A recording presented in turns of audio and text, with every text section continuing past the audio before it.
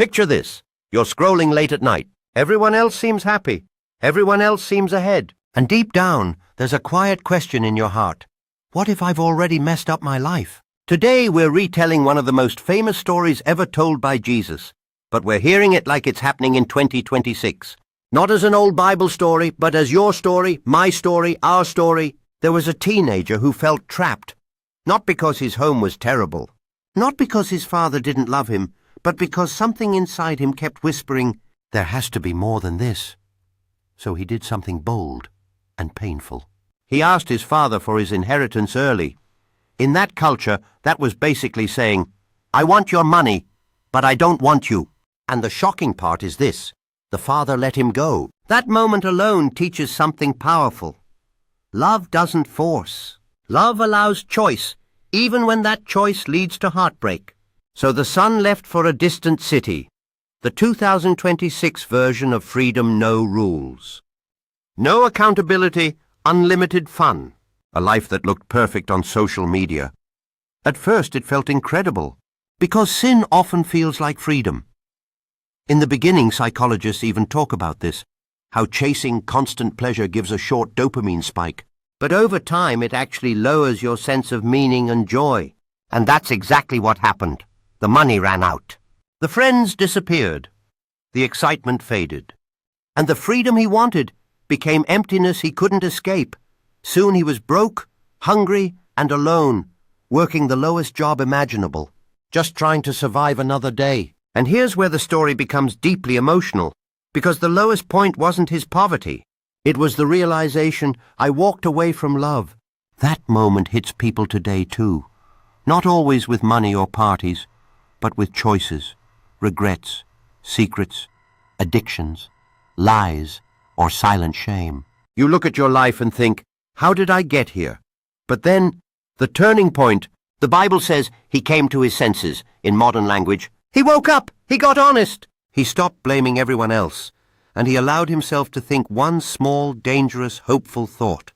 Maybe I can go home, not as a son, not with pride, just home. And this is where the story shifts from sadness to hope, because real change in life almost always begins with one honest decision to turn around. Neuroscience even supports this idea, that a single meaningful decision can begin rewiring habits and thought patterns, not instantly, but truly. So the son starts walking back, rehearsing his apology. I don't deserve to be your son, just let me be a servant. He expects anger, he expects disappointment, he expects rejection.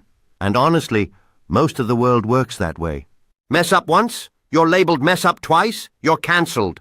Mess up publicly? You're finished. But what happens next is the emotional center of the entire story. Before the son even reaches the house, his father sees him, which means the father had been watching the road day after day, waiting, hoping, believing his son might still return.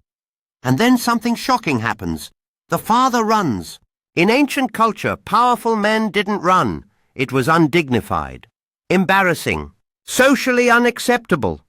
But love is willing to look foolish to rescue what it loves, so he runs past the shame, past the mistakes, past the speech the son prepared, and he embraces him. No lecture, no punishment, no prove yourself first. Just forgiveness, instant undeserved overflowing. He gives him new clothes, symbol of dignity, a ring, symbol of belonging, a celebration, symbol of restored joy. Because to the father, this wasn't a failure crawling back. This was a son coming home. And this is where the teaching becomes personal for us in 2026. Many young people today live with quiet shame, not always visible, not always spoken but heavy. The pressure to be perfect, to succeed early, to look happy online, to never fail. But this story reveals a different truth about God. God is not waiting to reject you. He is watching for you, running toward you, ready to restore you. You might feel too far gone, too addicted, too broken, too fake, too late. But the entire message of this story is simple and life-changing. You can still come home. Not when you fix yourself. Not when you become perfect. Not when you earn it now. Because the power of grace is that it meets you at your lowest point and lifts you higher than you could ever climb alone.